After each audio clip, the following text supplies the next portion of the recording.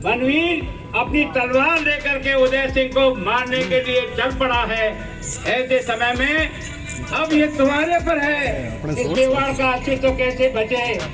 इतनी सी बात सुन करके पन्ना के दिमाग पे आया, मैं इस उदय सिंह को कैसे सुरक्षित निकाल सकती हूँ। और इसलिए उसने अपने कीरत भंगी को बुलाया कि कीरत भंगी दादा काका तुम आओ।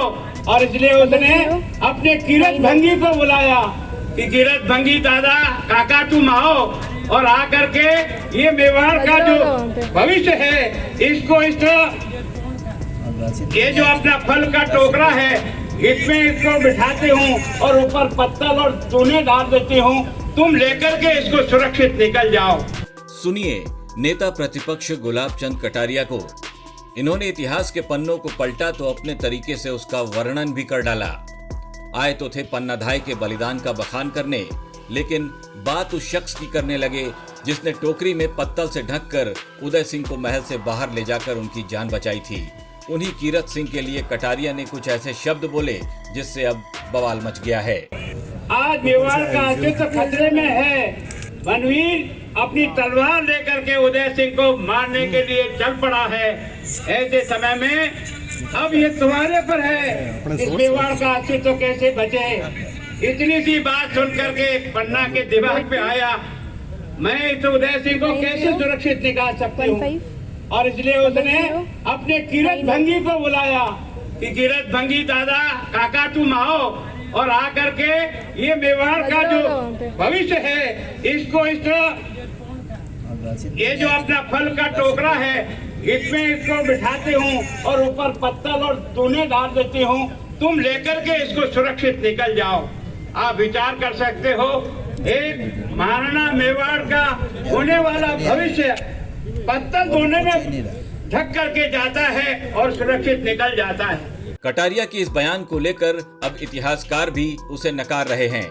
कीरत सिंह के समाज के लोगों ने भी कटारिया से अपनी नाराजगी जाहिर की है। आज मुझे शर्म आ रही है कि मेरे यहाँ के विधायक गुलाब जी कटारिया जब उनको वोट लेने होते हैं तो बारे घाटी जाते हैं तो वहाँ पानी भी पीते हैं, सब कुछ करते हैं। आज उन्होंने उनको वाल्मीकि भंगी के दिया, उनको होश नहीं। और जो कवि थे कानौड़ से आए उन कवियों को भी ये होश नहीं है कि इतिहास में वारी जाति क्या है, क्योंकि कानौड़ में भी वारी समाज का घर है। इतिहास में ये वृत्तांत मिलता है कि जिसके माध्यम से टोकरे में सुलह करके उदय सिंह को बाहर भिजवाया था, वह उनकी एक विश्वस्त सेविका थी और उस सेविका का जो संबंध था वो वारी जाति से था।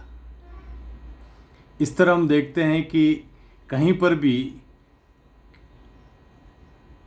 किसी व्यक्ति विशेष का नाम हमें इतिहास में पढ़ने को नहीं मिलता है। एक विश्वस्त सेविका वारी जाति की यह रेफरेंस हमें इतिहास में मिलता है और वो वारी जाति से संबंधित थी। इतिहासकार के नाते इसके पन्नाधाय के कथानक के बारे में जो इतिहास हमें बताता है वो यही बताता है कि वो वारी जाति की एक सेविका थी, महिला थी, जिसके माध्यम से पन्नाधाय ने उदय सिंह को चित्तौड़ के किले से बाहर सुरक्षित भिजवाया था।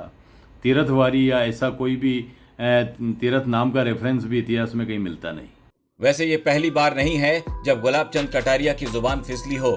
कटारिया कभी भगवान राम तो कभी महाराणा प्रताप को लेकर भी कुछ ऐसा ही बोल जाते हैं जिससे उन्हें बाद में शर्मिंदा होना पड़ता है। ऐसे बयान देने के बाद माफी मांगना मानो कटारिया जी की आदत में शुमार हो गया हो। तभी तो वो भाषण देते वक्त भावनाओं में इस कदर बह जाते हैं कि न इतिहास की फिक्र करते हैं न ही भविष्य की चिंता। राजस्थान तक के लिए उदयपुर से धीरज रावल की रिपोर्ट।